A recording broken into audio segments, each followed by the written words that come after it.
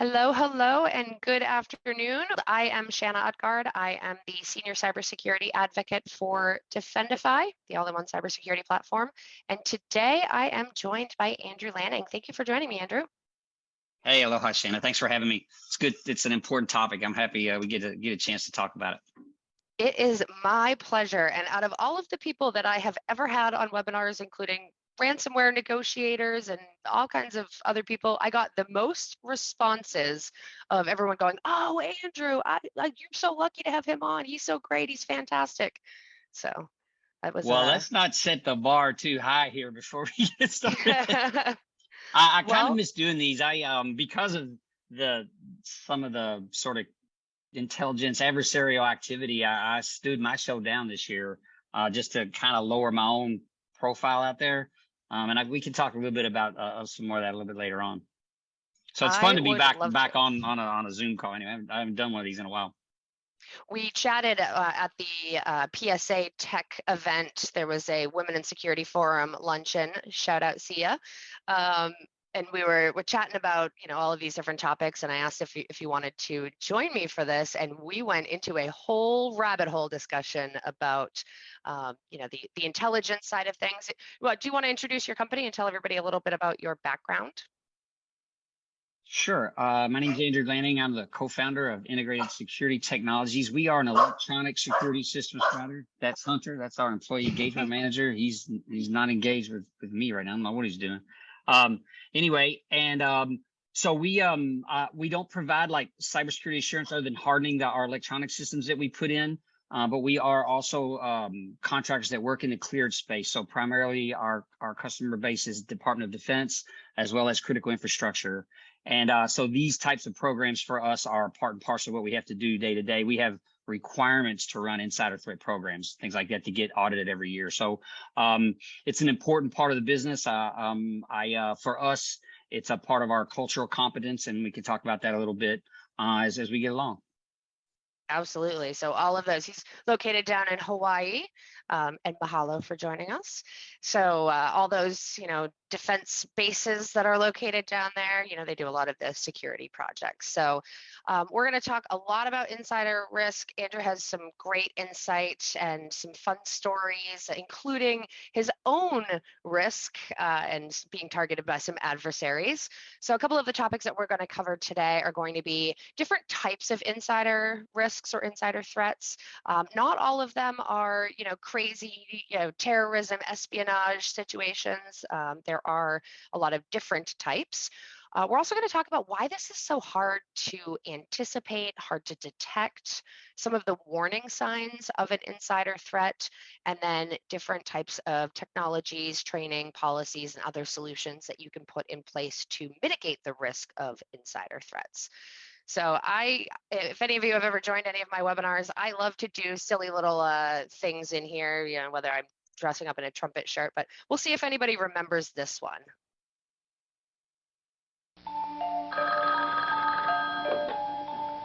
Hello? How's your bud ice?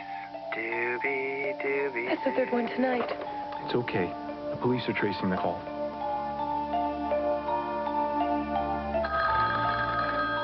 Hello? This is the police. Those calls are coming from inside the house. Repeat, those calls are coming from inside the house. Drink Bud Ice, but beware the penguins. Sir? I was looking at different things for, calls coming from inside the house. And then I remembered all of the different Bud Ice commercials. So that kind of cracked me up a little bit. So what do you do when the call is coming from inside of the house? So I know there's a couple different types of definitions for insider threat. Andrew, what would you say your definition of insider threat would be? The mirror. Sorry, when you look at yourself, you should start there, right? What information are you privy to? What kind of damage could you do with that information? How good are your habits? And then you look at your neighbor and ask those same questions, and you just scale it out from there. The entire organization has to look at itself from that perspective if it wants to seriously understand what the insider threats are. Absolutely. And we were talking internally one day, and someone was kind of not giving as much weight to insider threats as we really should be as cybersecurity professionals. And I said, I've even been an insider threat before. I worked for a company that was closing, and I knew that a lot of the clients that I had been working with were going to be needing some additional solutions. And I went and I pulled a bunch of information out of our database. I mean, this was 2006, so it was a very, very long time ago. But I pulled a bunch of client contacts and names and email addresses and details. I didn't think there was really anything wrong with it, but technically I really was an insider threat. I saw this a lot when I worked at the law firm. If anybody knows my story about how I ended up in cybersecurity, I wired $2.1 million to a cyber attacker when I worked at a law firm. But we used to get entire closing packages with loan documents and personal details for people that were not our clients. And if you've ever closed on a house, you know how much information is in a loan application. But the way that we generally define insider threats is an employee, contractor, or ex-employee, ex-contractor who has or had valid access to the network and data. So their actions could be malicious, but oftentimes they could just do things in error or out of negligence. And I'm going to launch a really quick poll here.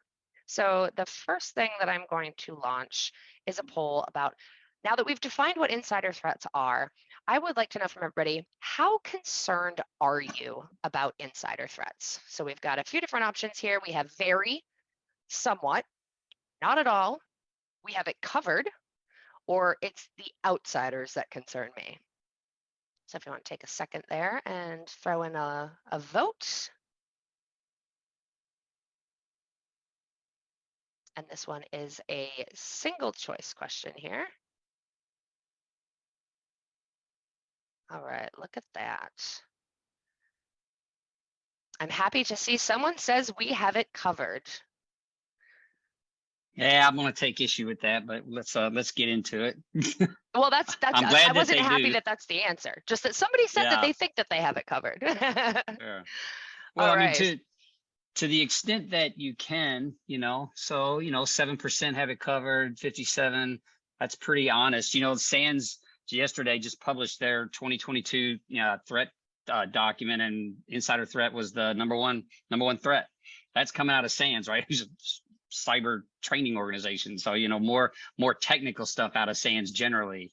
When they identify insider threat, that's there's a reason for that. That if you're not familiar, or if you don't work in this world all the time, it's not part of your cultural construct at your company, you are not aware of the rise and what's happened, started during COVID, but then post-COVID, those same guys that were shut down have become very, very active. So I think that's why we're seeing from all the agencies and groups like SANS, a lot more emphasis on insider threat, because it's a piece of the puzzle that everybody needs to work on. And I think your results up there pretty much reflect how much work's not happening.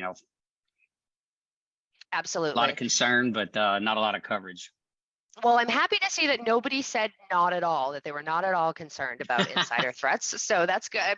Well, I would assume if you're on this webinar, then hopefully that would not be the case. So let's talk about some of the different types of insider threats here. So the first type of insider threat is the unintentional insider threat. So I had mentioned a couple minutes ago that when I worked at the law office, I would get closing packages for people who were not even our clients, because as a real estate paralegal, you've got, a million files that are all going at different stages, and you're just flipping through things all the time. And sometimes it happens, you're not being intentionally harmful, but sometimes you're just moving too fast and a little careless. Or maybe I go to send an email to Andrew and I start typing in ANDR and I just hit enter and it auto-populates the wrong Andrew, and then boom, I've just sent confidential information to the wrong person. Andrew, what are some other unintentional insider threats? Well, I think it starts first of all with this personal predisposition, right? So when we want to talk about the unintentional person, we've got to understand people in our organization that are perhaps negligent, perhaps untidy, perhaps just not all that put together, because they are probably that person that's going to make that mistake.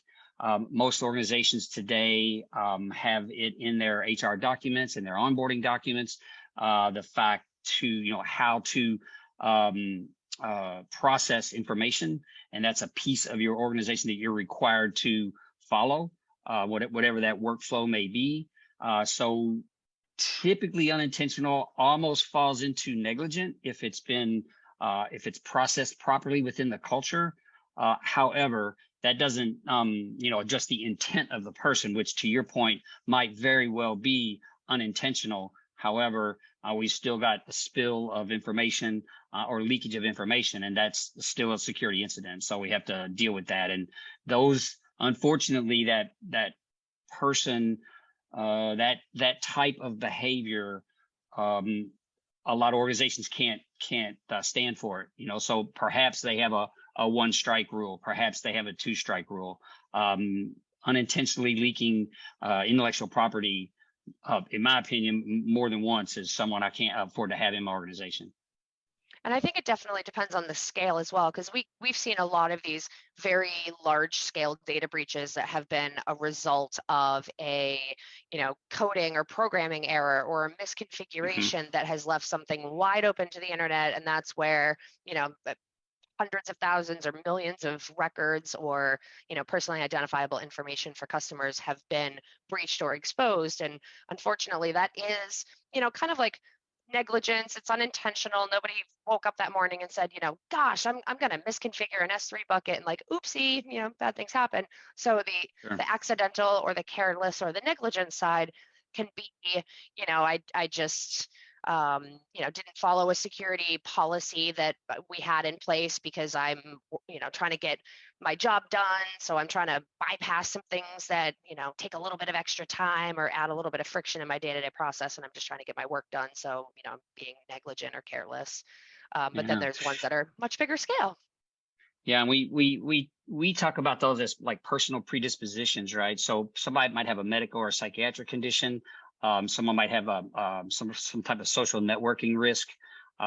Perhaps they've had previous rules violations of different types, not necessarily related to data negligence, personality or social skills risks. And then there can even be decision-making deficits that can be something that you have to watch for. And it depends on the person's level of exposure to information, right? How much damage could they cause you? And these are the types of things to constantly assess if you're running a thorough program. And these are the reason why I pointed out when somebody says we've got it covered, I'm like, well, these things can change on a day-to-day basis. Sometimes a person who was perfectly normal this morning when they got to work just got a phone call 10 minutes after they got there that's life-altering. And now all of a sudden they're not thinking clearly and they've got some deadline to meet and they accidentally leak information or spill information. So just gotta, it's a constant, it's sort of a constant concern when someone has the keys or has their hands on sensitive information inside of an organization. And by and large, if you're in the organization, you're valuable, so you have access to the information, right? So it's constant work. And the other part of that is that phone call that changed their life could be another type of phone call that doesn't lead them to do something unintentionally, but it might lead them to do something intentionally. So some of the more malicious types of insider threats are ones where, an employee might be, the way that I break down the intentional threats are intentional and malicious. And there's intentional and collusive. So intentional and malicious might be a phone call that they get is that due to the uncertainty with economic situations for a lot of companies right now, maybe their organization is going through some layoffs and they are included in that. And then the deliberate sabotage or the disgruntled employee revenge starts, or they're beginning to look for another job and they're on their departure and decide to export a bunch of data out of Salesforce or wherever else you cloud service that you're storing customer records out of. So the intentional and malicious side of things, and then there's the intentional and collusive side of things. So Andrew, do you want to speak a little bit to some of the collusive insider threats that you've seen? Well, yeah, so those should, in my opinion, be fairly simple to detect if you're monitoring your people well. if they're having contact with folks outside your organization or competitors, perhaps if it's in the commercial space, things like that. Understanding their relationships with those people, understanding the type of information that they are capable of sharing. So collusion, this is it could be coercive, it could be non-coercive, right? So if it's coming internally, like that person's reaching out to find someone to sell information to, for example, or to trade some sort of insider secret with, they could have some sort of interpersonal behaviors that you could watch for. Their relationships with staff that were always normal are starting to become rocky. Their performance is starting to have some glitches that it didn't have before. So things like that are those types of concerning behaviors that we look for. Obviously, from Defendify side, there's a ton of tools to monitor technical behaviors. Where they're trying to get into files or access things that they shouldn't. It's important to keep track of people's financial status as well. And these are things that you're going to, if you're running a good program, you're going to interview these folks and talk about these kind of things if they've had these kind of changes, especially if any of these concerning behaviors pop up. You definitely want to have someone notify your IT PSO that we have, which is our insider threat management, or some of the team that is the middle management guys are also trained in those interview techniques. So, someone needs to sit down with these folks and find out, what's going on, because it's at that early level, the concerning behavior level, when you've got an opportunity to perhaps intervene or perhaps help someone who's got a personal problem, a financial problem, a mental health issue, and they're looking to leverage information that they have, in a collusive manner, with some competitive agency, and hopefully not a foreign adversary, but that's kind of what we would be concerned about in our organization.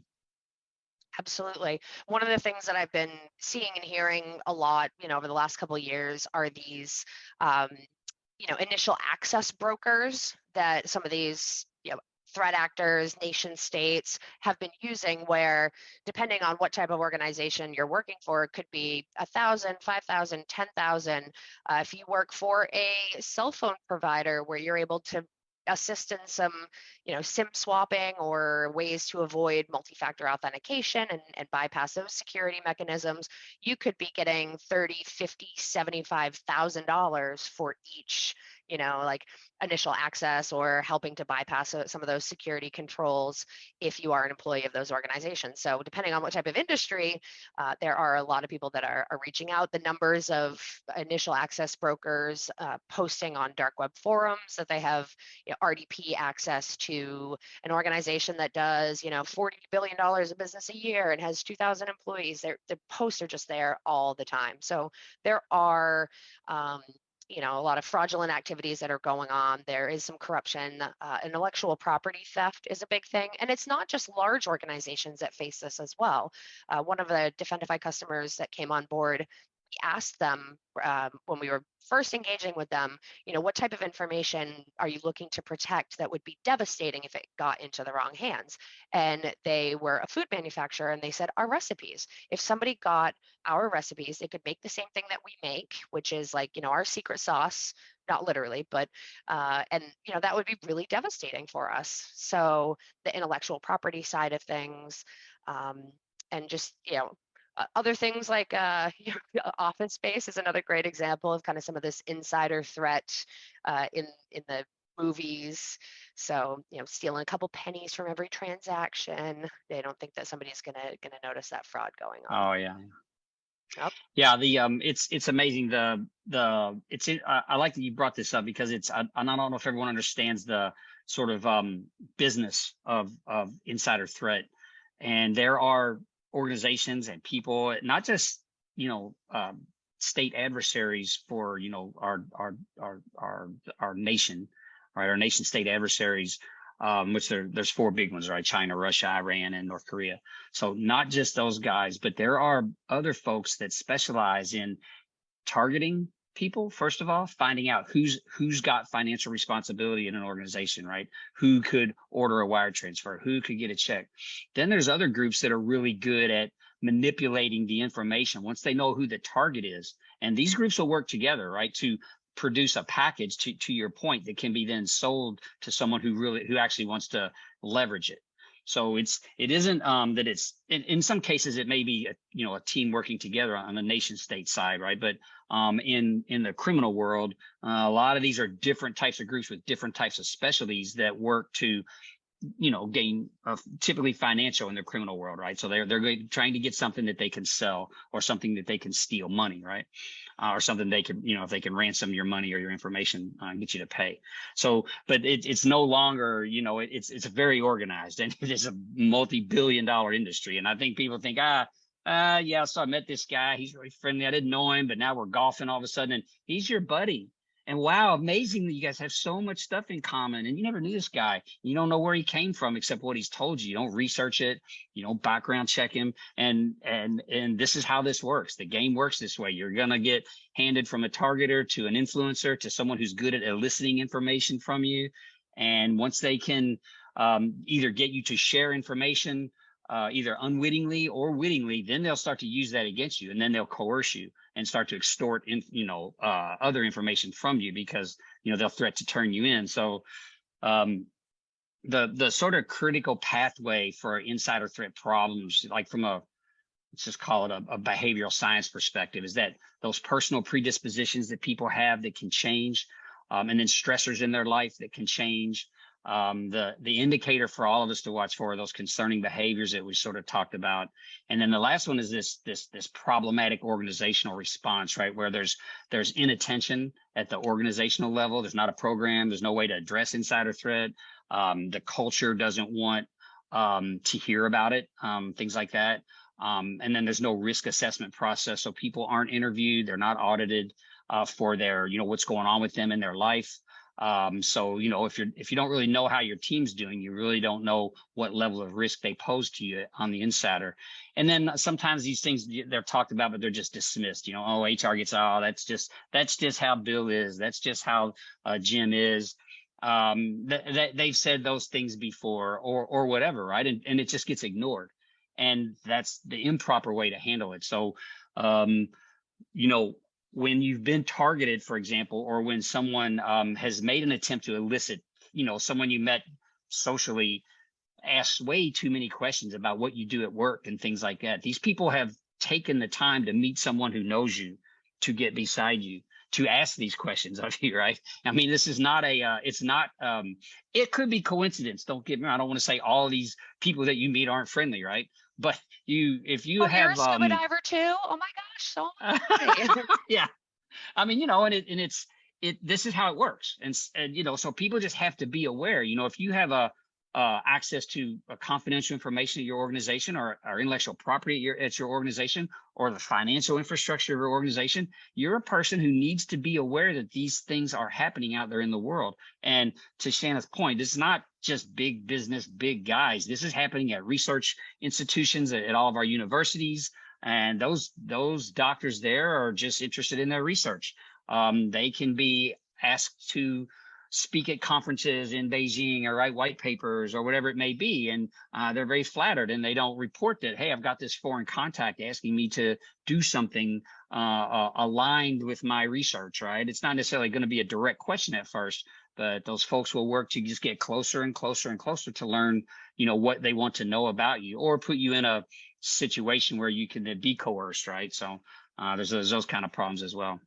And then it's not only just for some of the people that are on these phone calls, or this webinar, I should say, it's not necessarily only about what type of information you have, but also like there's a lot of third-party risk that goes into this as well. So like, what kind of data, is being that you do a lot of government contracts, you might not be the end target here, and somebody, you may have an insider threat at your organization that has been contacted or even phished or fell for a social engineering attack or targeted, not because of the information that they're specifically looking to get out of you, but to use you as a jumping off point to infiltrate some of the customers or clients that you're working for. So it's really important to think about who else has valid access to your networks or your data that could potentially pose an insider threat risk to you as well. So, a lot of people think, oh, well, I use cloud now, so like, we're good. It's the new version of the,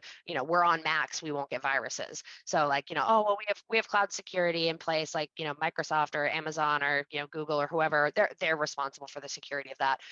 Totally not true. That may be another whole month topic at some point. APIs is another thing to really think about. Data leakage that could occur there, insider threats, misconfigurations, those types of things that could provide that type of unauthorized access to your data and another type of data breach. So it's not just the internal, like full internal insider threats to think about, as well as also that third party side. So a couple things to think about, to talk about here is like, why is this so important now? I've got another poll that I'm going to launch really quickly here. So I'm curious if you think that insider attacks have become more frequent or less frequent over the last 12 months or so. So I'll let that hang up there for a little bit. So why is this so important now? Like what's different? What's changed? I will jump in here while they're answering, and I just want to talk about, I obviously work with a lot of companies outside of the DoD space, outside of the cleared contractor space. And what I perceive is that there's not a lot of cultural competence wrapped around this threat. And so that, they while they may talk about DE&I, they don't talk about the value of understanding those differences and interpreting some of those differences, right? Maybe cross-culturally, what are the dynamics of difference? When may things be misinterpreted? When may things that we've missed should be interpreted in a certain way, right? When we talked about those behavioral indicators, we have a thing where, processes, just to short it up, is like FBA, followed by all, right? So when you've got these things in place, making sure that everyone's on the same page and that they're following all the processes and all the same indicators and all the same risk measures, and everyone's looking at these things through the same lens. And when your culture is rich in that type of perceptive ability, you've got a much better chance at, helping someone. I look at it as helping someone because, they got hired, they've been background checked, they've been clear, they probably started off okay. They didn't walk in the door as a threat. If they did that, you missed some steps along the way. But something's happened to them while they've been there that's created a change. And it's that change that we're looking for. And we have to all be looking for it so that we can help them, right? It's a financial problem. One of these stressors has entered their life and they're trying to deal with it on their own, but it's become overwhelming. And we've got to be able to help them. And that's the strength of a great culture that's asking, Jim, how you doing? I notice you seem distracted today. What's going on? And having people that can talk and work together, right? It doesn't mean they're sharing proprietary information amongst each other, because that stuff's all need to know, right? But understanding that, to your earlier point, that someone in the organization could be targeted to, leverage them to get to someone else. And I think it's important that you talked about the sort of the Facebook and Instagram and all the social media posts. It's very easy to see what people work together, what people play together, where their kids do sports together, and really easy to craft, inquiry type information that will disarm them, because something about them or their friend, or you're part of some group that you assert you're part of, but you're actually not. So, having that insider knowledge that people publish lowers that threat level that everyone should kind of be aware of we have a propensity to trust. It's just this human nature problem, I'm going to call it. It's a good problem, let's put it that way. But you want to be aware, especially if you're one of these high trust people, when you're outside of your organization, to lower that bar a little bit and learn to ask questions and learn to be a little bit more discerning of the folks, that you meet, and obviously there's no reason to talk about work outside of work. So keep all that stuff at work, right? And don't share, what's great about your company's, next, venture, or whatever it may be, with someone that you're just not that familiar with, because you really don't know their intentions, perhaps. Absolutely. And you know a thing or two about that employee culture with all of the awards that your organization has won and all the good recognition of how well you treat your employees, which probably contributes to not having a ton of massive employee turnover that we've been seeing over the last couple of years. I know we've been in this forced digital transformation, since our 2.5 year, 2-week shutdown started back in March of 2020. So that this has really changed a lot of things from a hiring and workforce standpoint, with the amount of employees that are switching jobs, getting more money, that had been laid off during the pandemic. A lot of organizations have now gone fully remote, so they don't have that traditional office environment, which opened up a lot of new employment options for many people who were geographically segmented to where they lived. Now they're working for companies out in San Francisco or all over the planet. So I think that the digital transformation, or great resignation, as a lot of people have been calling it on social media, that contributes a lot to the insider threat problem. But new employees that are entering, I have a lot of discussions with organizations about bring your own device policies. Because you never know what kind of really super bad, ugly things can be on that person's, college laptop or dirty little home network. Employees leaving presents its own threat. If they're going to a competitor or going somewhere else, a lot of data loss can happen there.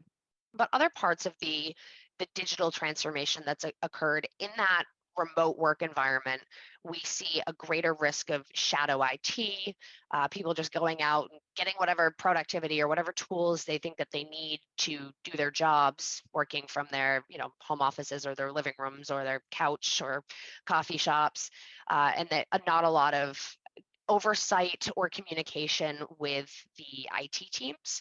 So you've got that, decreased oversight of employee behaviors. They're trying to find these shortcuts. They're not paying as much attention to the security policies of the organization. So this has really been kind of a game changer for the insider threat risk, I should say. Anything else that you can think of that you would want to add of why this is just so important right now? Well, that proliferation of shadow IT, right?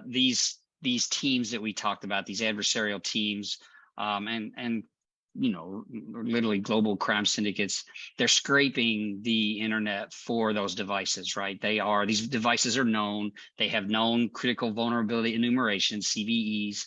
So the vulnerabilities are known. It's very easy to find these devices and then compromise the device, and then they're trying to get your credentials, right? So once they're resident on your device and you've got your home laptop or your corporate laptop at home, it's a pretty short step for most of these toolkits.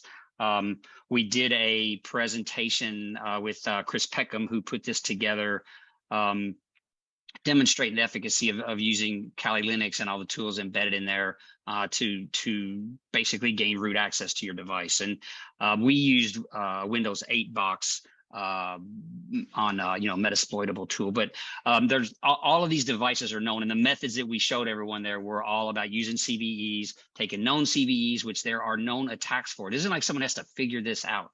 These are known built tools that just compromise your device, right? It's that simple. So they find them places like Shodan. There's a few ways you can locate these devices out there in the world, and that's an ongoing thing. People should understand that there are people working to do that right now as we speak. They're trying to figure out, you've been targeted perhaps, and you're a person of interest, and so they're figuring out what you do, how you do it, where you go, and then how to get on your devices, and then how to get access to you. So there's the personal side. We talked about that counterintelligence gathering where people get next to you and get information from you verbally and try to coerce you or exploit you. And then there's also the technical side. So there's a couple of ways that people are coming at you. And of course, these end user devices, specifically your phone, is absolutely vulnerable. Let's just leave it at that. So never presume that you can trust the device. So That's why we the have valuable two information.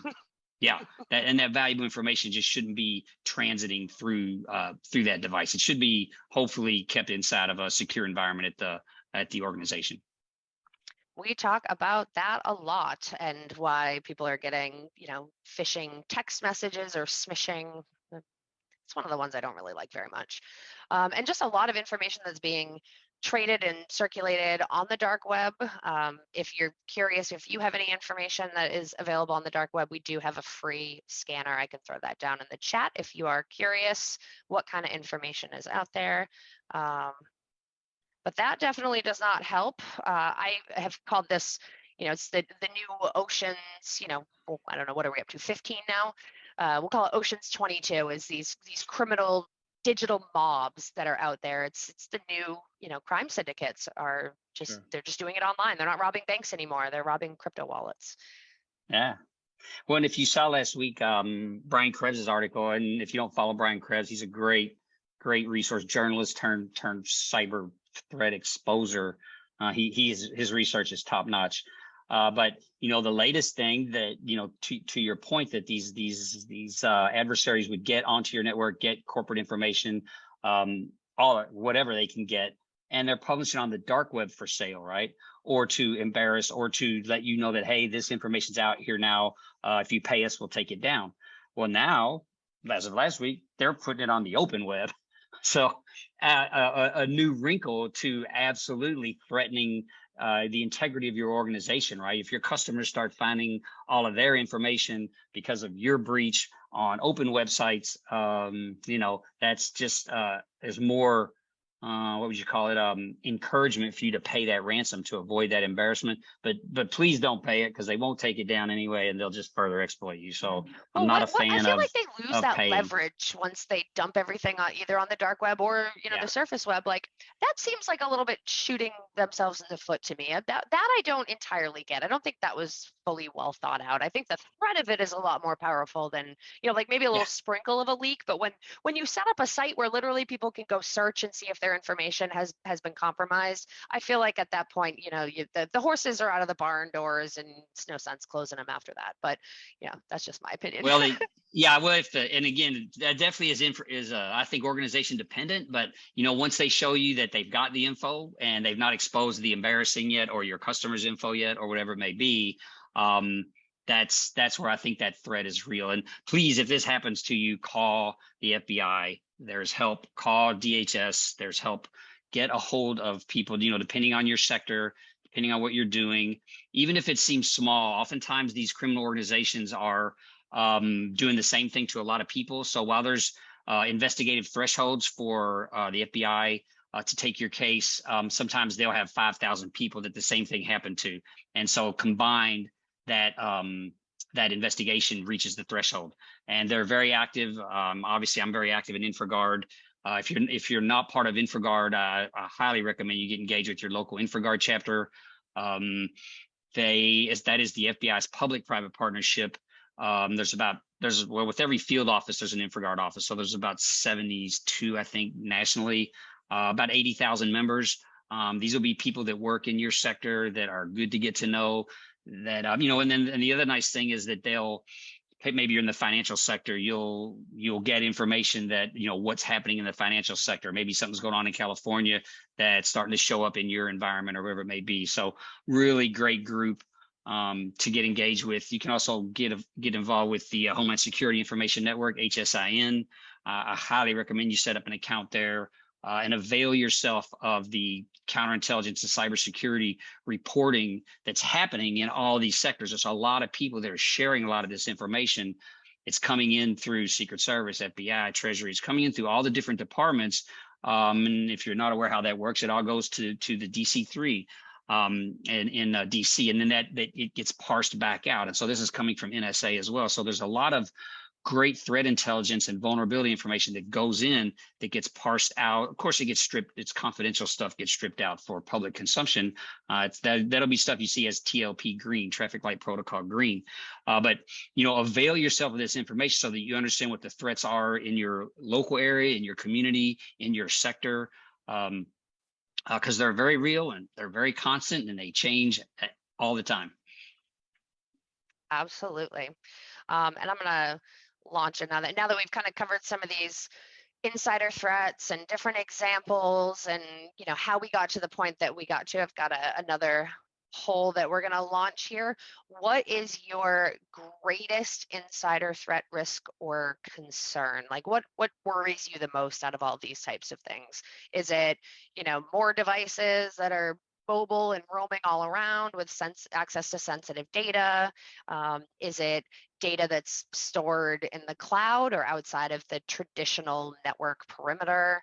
Is it lack of employee awareness, third-party or vendor contractor access? And this is, you can select as many of these as you, I don't know, this one's a single choice. I take it back. There's another one that's a multiple. So what's the greatest risk or concern? And if you selected other, go ahead and throw that in the chat there of what your other greatest concern is. So we'll leave that up for a second. One of the things about insider risk, I mean, cybersecurity in general is like one of those, like, it feels really hard until you start eating the elephant one bite at a time. But insider risk also feels especially hard for a lot of organizations. What are some of the things that makes this so hard to either identify, investigate, discuss, like just wrap your head around? Like, why is this hard? Yeah, see, I think it starts with leadership. I think that the leadership has to establish a culture of trust. I think that trust has to be taught. Trust has to be learned. Trust is multifaceted. We like Stephen M.R. Covey's, Stephen Covey's son's book, Speed of Trust. Trust being the absolute the sort of currency of business itself. If you just think about a handshake versus teams of lawyers sitting around over a contract, that cost, that speed, just that analogy right there is simple enough to understand how trust inside of an organization should work. And if we have the trust of our employees, and if we have established a good insider threat program for auditing and monitoring people and how they're doing, and we're truly concerned about our brothers, I call it, be your brother's keeper. If we're very concerned about their well-being, then we become very aware when they've got a problem and we're able to help them. And as long as leadership follows through on that, and things are helpful when people have problems and those stressors that occur, those things, and it happens to all of us. I mean, there's no, this is not like it. I think for so long, and I'm not sure when this probably happened when I was a kid or the 60s or the 70s, but somehow like mental wellness was this taboo topic. Maybe it was mental illness, and so it was taboo, right, or something like that. And I hope that today, I mean, obviously in our organization, you've got to understand that mental wellness is not a constant state. I love my wife, but I don't love her 24 hours a day, 7 days a week. Now, I may love her, but I may not love something she does, for example, right? So, these behavioral things, the way people are living and their absolute wellness, their way to interact with people, other things can impact that. And so the only clues that we're going to have inside of our organizations, and this extends into that the violent scenarios as well that we want to avoid, is if we know them and if we trust each other to say, Bob, I don't think you're doing well. How's everything going? And not take that as fearsome. Take that as, wow, this guy's concerned about me, right? If we can foster those types of interactions in our organizations, and I believe it starts with building trust and then having a programmatic approach to maintaining that trust. I have to interview all of our staff for insider threat persistently, right? And so when they get a call, and I'm the owner, right? They get, Bob, can you come up to my office? I don't let them know, hey, 3 weeks from now, I'm going to do your insider threat. I just call them in, we sit down, we have a talk. And, like that can be scary, but everyone in the organization already knows we're going to be doing this. They know other people are going to be doing it. And so once it's known, then it isn't scary. They don't start with fear because of the internet. They want to be helpful. They want to talk about what's going on with them. Right. So that if they do need some help, we can get them whatever kind of help it may be. And that's my take on what's missing, that it's cultural, it's training and awareness first. The device piece is obviously, the users are also a piece of the device itself.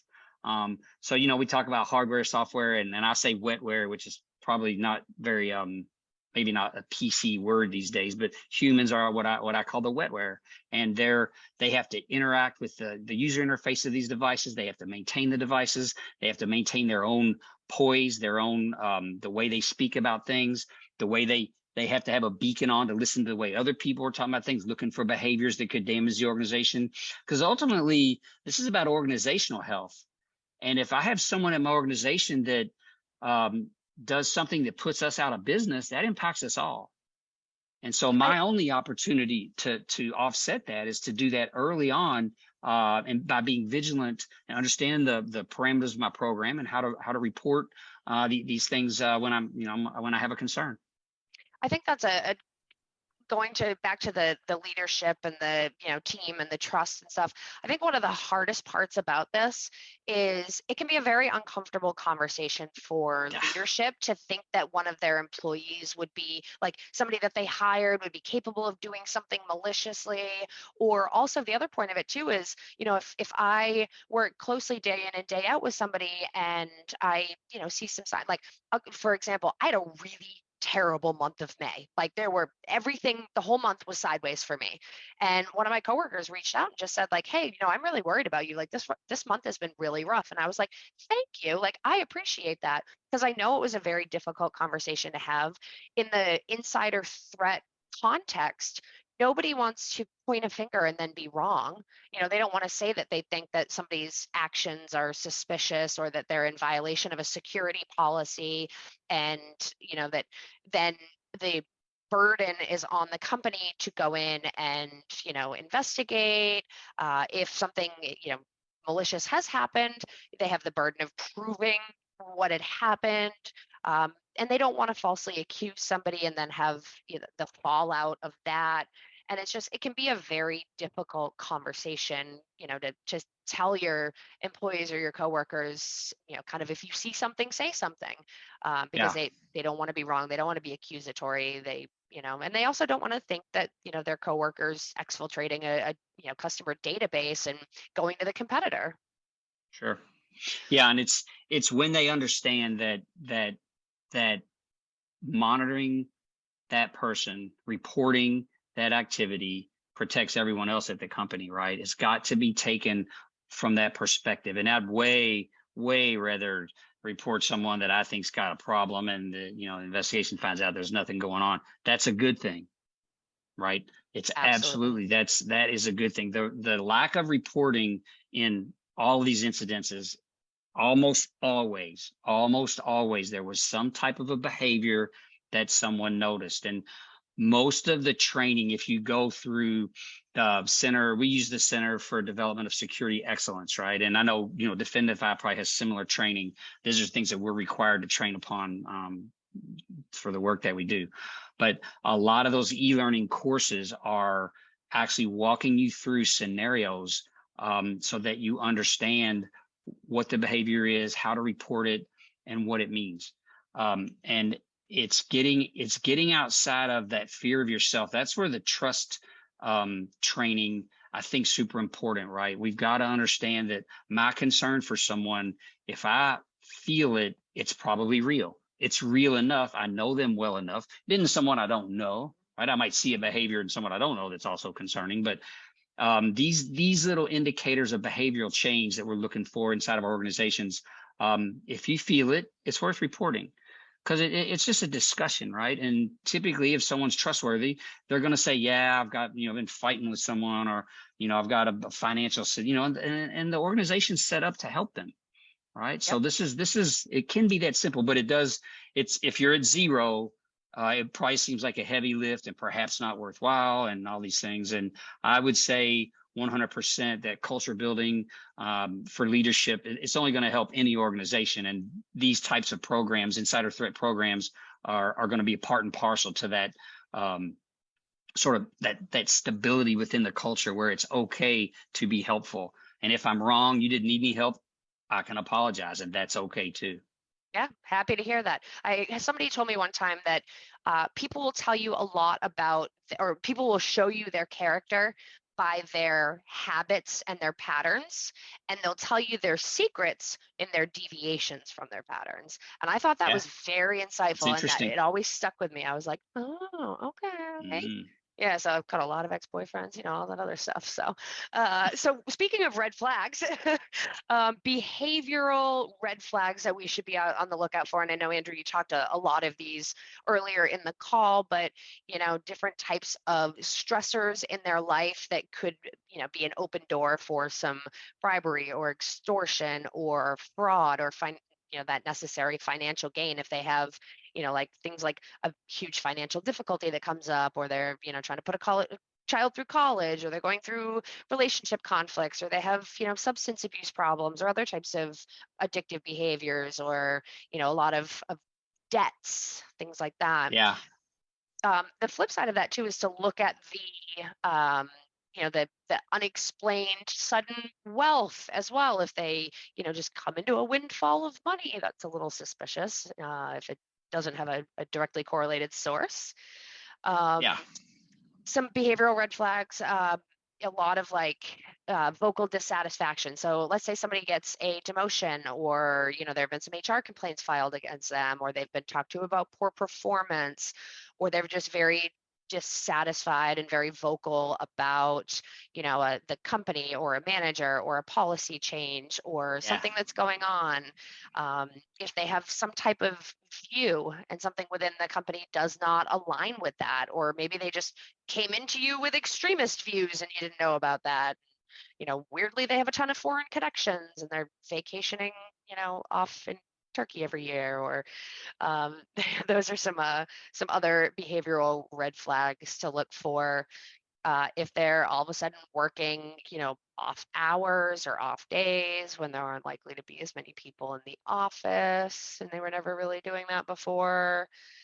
Those are some other behavioral red flags to be on the lookout for. Yeah, and I was going to say I think at the even lower level, you kind of know how people's personality is that you work with, right? And those extroverted folks that are more gregarious type people, all of a sudden they're quiet. Not just today, not just for a few hours, just noticeably not as open. Yep. That's a question. Hey, you don't seem to be smiling as much. You don't seem to be as happy. You're not as noisy as you usually are, Bob. What's going on? Can we talk about it? Unusual or inconsistent behavior. Yeah, and it's going to show up subtly like that. And these are the things that families and coworkers notice. And these are the things that in these investigations that we find over and over and over again that people overlooked. And because it's so subtle, right? Bob's been driving a 1964 Gremlin, right, for a decade. He shows up in a some Ferrari, like, well, that's a whole other concept right there. Now, especially during football season, so there's a lot of like gambling around football, and there's a lot of online gaming today, right? So gambling is one of those indicators that needs to be watched, right? Because people can get in a really bad situation really, really quickly, and then that can be used against them. So the being able to discuss the type of gambling, or you're a person that bets $100, we understand what they do, and all of a sudden, they're yeah, man, I lost $5,000. I said, well, I thought, in our last interview last year, you said you only kind of bet $100 a week or whatever, right? And so, understanding what people do, and when they start to do different things, because they oftentimes themselves can be their own worst enemy, and they head down some rabbit hole, and they went down the rabbit hole because of a game that they like to play. But what happened to them is they got down in the hole, and then someone used it against them, and they don't come and report, wow, because they're just embarrassed because they know better. Right? Or they think we all know when we're doing something wrong.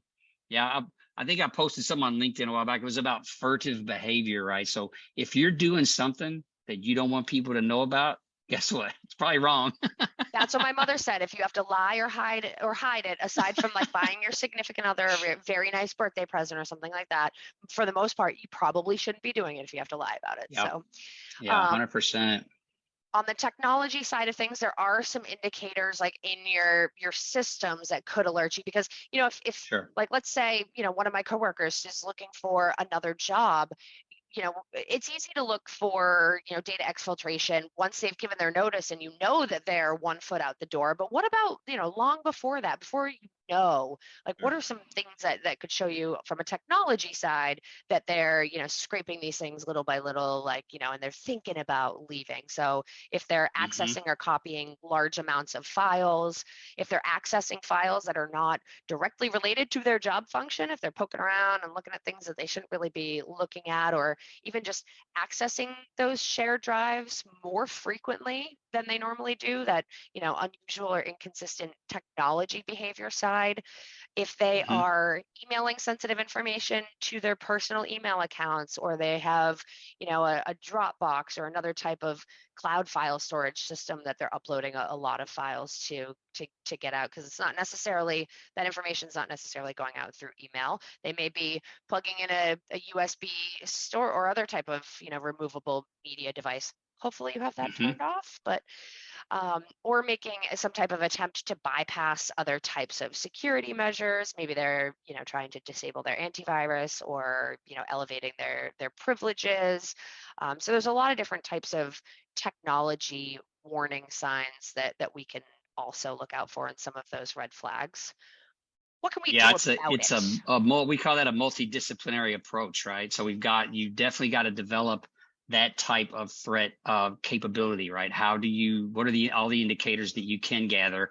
And then it's really important to know what indicators you can't gather on, where do you not have visibility? And the other part of that, I think, is being able to preserve that investigative information, right? So make sure you've got a way to record and store this type of information, because it could happen again. It could happen 3 years from now with a person, right? So they had a little thing that looked like it was an accident, right? So we've got to make sure we've got that historical reference, so that 3 years from now, perhaps that accidental person is turned malicious, and we know they got this extra training. We know we did a lot of stuff and wrapped a response around them, but it didn't seem to take hold, or they'll just do something accidental again. Maybe this person's going to have an accident every 3 years. Well, this is maybe not the kind of person we want in charge of our more critical programs, because they don't seem to be able to keep it together for a long period of time. So there's the recording of these incidents is the only real way that we have historical reference. And this has happened inside DoD, where people have moved around from organizations, and there wasn't the tracking across the different organizational, of course, the silos where they moved, and that makes them very, very, very powerful adversary out of them, and they're able to harm our country. And so we want to keep our companies safe, but we also need to keep our country safe. If you're working in critical infrastructure, or Department of Defense, or any of your customers are. So some of the things that we can do to defend against insider threats, from a technology standpoint, we can put measures in place like privileged access management. So that way we can reduce the attack surface by removing any unnecessary privileges, not giving people access to any more data than they need to do their exact job and do it right now. And that also extends to onboarding and offboarding processes, making sure that when you're bringing people on board, that they're not introducing any threats, and having, very clearly defined and quickly executed, especially depending on the sensitivity of your data, offboarding processes. I know for a fact that several of my previous employers, I still have active logins to all of their systems with. So, wow.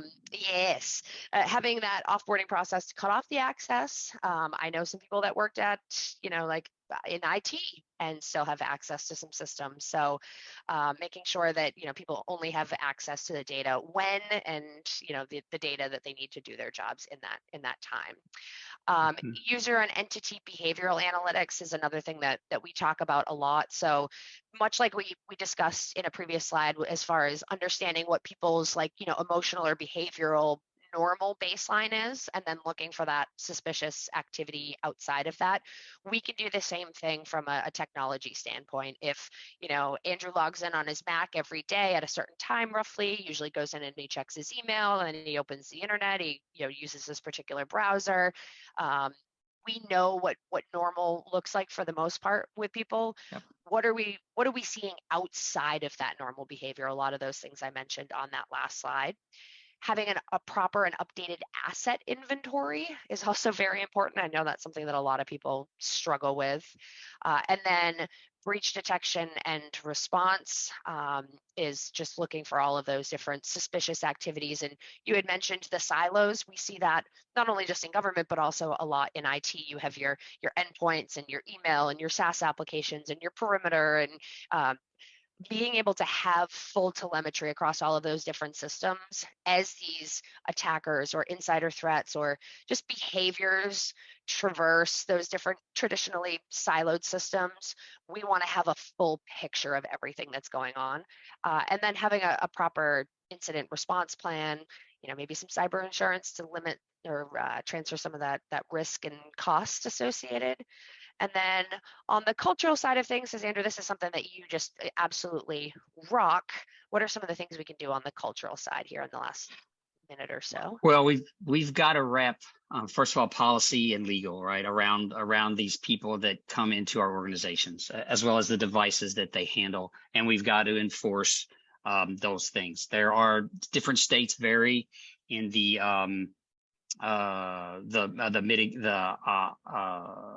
your options for enforcement if someone steals like a customer database and then goes to try to talk to your customers. So you want to be very aware of that, have all that laid out in your policy, have the non-competes, whatever your state will allow. So usually they're limited in time and no one wants to stop anyone from working, but if you had my customer in Hawaii, for example, you can't go sell security to my customer for 2 years. You could go sell something else, but just not security. So and that varies state to state to state, right? But you've got to have all of that wrapped around the people and the devices that they use, and then the information. Obviously the information needs to be contained. Sensitive information shouldn't be easy to take. It should be managed well inside. For us, these are inside of SCIFs. So these are controlled environments where the information does not leave that environment. So then we're just down to the person. They can only handle the information in those spaces. And that's an example of information that is confidential and above. But organizations need to rate their information also, right? You should understand what are your crown jewels. What is the information you absolutely cannot have taken, and maybe treat it the same way. There's a lot of guidance out there for establishing those information control domains where the data just simply cannot leave, or if it does try to leave, you get noticed, right? Don't presume that was an accident. That could have been someone trying to be malicious, to your point. But establish a program. You've got to have a program. It's got to have training and awareness. It's got to have policy and legal. It's got to have reporting. You need to plan for resilience too. When these things do happen, what is going to be your response? To your point, you want to recover. You don't want to just respond. You want to recover back to 100% as quickly as possible. That's what resilience is all about. And remain vigilant, right? Teach trust. I like starting with trust and go from there. There's so much information available, again, through the CDSE or through Defendify or these folks that are working in this space. But if it just sits there and you don't avail yourself of it, that's one of the biggest insider threat problems that you'll have as an organization. I think it's also important to make sure that having that kind of see something, say something culture with the trust is having an easy reporting mechanism for people and keeping it, confidential and anonymous, because that matters for a lot of people. They don't want to have that kind of conflict with their coworkers. Yeah.